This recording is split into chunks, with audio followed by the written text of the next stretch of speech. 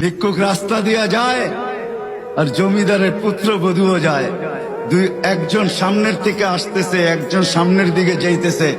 দুইজনের ক্রসিং এর সময় ভিক্ষুকের গায়ের কাদা জমিদারের পুত্রবধূর গায়ে লেগে গেছে।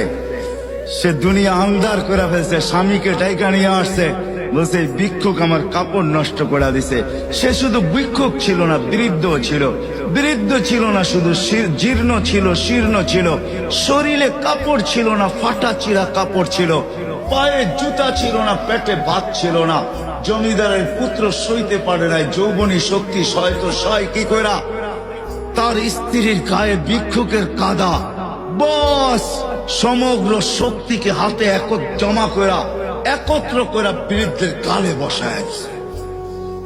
বৃদ্ধ কিচ্ছু বলে নাই, শুধু উপরের দিকে তাকায় দুই তিনটা শব্দ উচ্চারণ করছেন। শব্দগুলা হলো ইয়া মাল্লাহ তারা হলো ওয়ুন, ও আল্লাহ চোখে দেখা যায় না। ও তারা কুল্লা শাই, তুই সব দেখিস। ফারা তারা মা বি, তুই কি দেখিস না আমার সাথে কি ঘটতেছে? এটা কি দেখিস না? বলতে দেরি যুবক, মরতে দেরি হয় না। জমিদার চলে আসছে, প্রতিশোধ নিবে। বৃদ্ধের একদিকে মুস্কি হাসি, একদিকে বলতেছে প্রেমের খেলা এমনই হয়। জিজ্ঞাসা করছে কিসের প্রেমের খেলা রে? বলছে ওর প্রেমিকার গায়ে আমার কাদা লাগছে, পায়ের কাদা লাগছে, ও সইতে পারে নাই। যৌবনী শক্তি দিয়ে আমার বৃদ্ধ গালে বসায় দিছে। আমাকেও একজন ভালোবাসে, সেও সইতে পারে না,